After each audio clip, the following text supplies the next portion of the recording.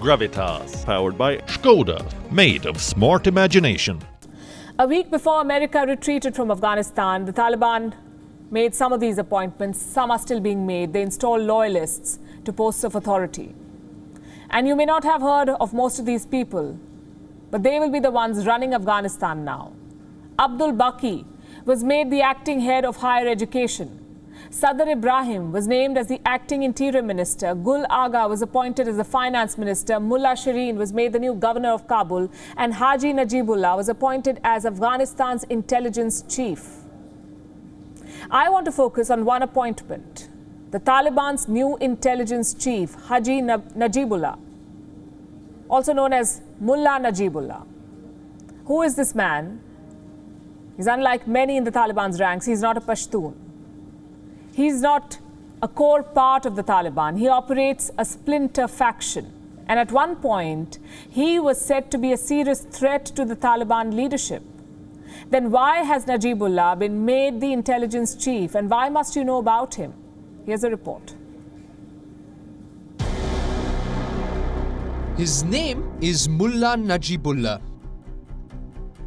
but the Taliban call him Haji Najibullah, a title one earns after performing the holy pilgrimage of Hajj.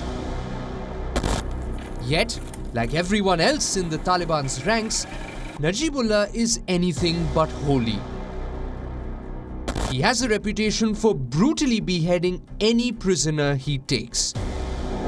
This story begins in 1994, when Najibullah joined the Taliban at the age of 15. Despite being a non-Pashtun from the Zabul province, he rose through the Taliban's ranks due to his radically imposing personality.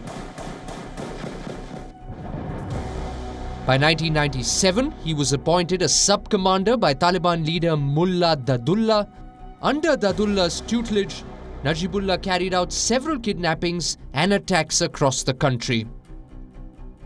After the Taliban fell in 2001, Najibullah retreated to his home, the Zabul province, which is strategically located along the Pakistan border. This is when he is said to have come in touch with Pakistan's ISI. The Taliban leadership, especially Mullah Najibullah, treated him as a valuable player. He was made the commander of hundreds of suicide bombers and the operational chief of a new insurgent force. When Najibullah died in a 2007 raid, Najibullah took over most of his late mentor's forces. The very next year, Najibullah carried out the high-profile kidnapping of New York Times reporter David Rode. He was held hostage by Najibullah's men in the North Waziristan province. The kidnapping was reportedly carried out with the help of the ISI. 4 years later, in 2012, Najibullah left the Taliban. Why? Because they had opened a political office in Qatar.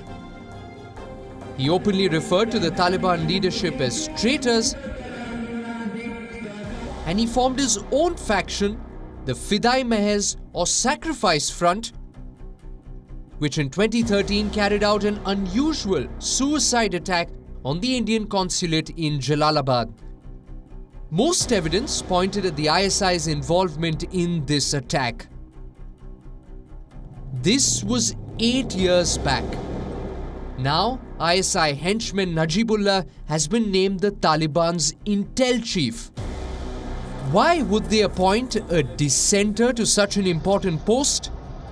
Perhaps to make it easier for Pakistan to facilitate the Taliban's future operations. Bureau Report, WION World is One. WION is now available in your country. Download the app now and get all the news on the move. Gravitas, powered by Skoda, made of smart imagination.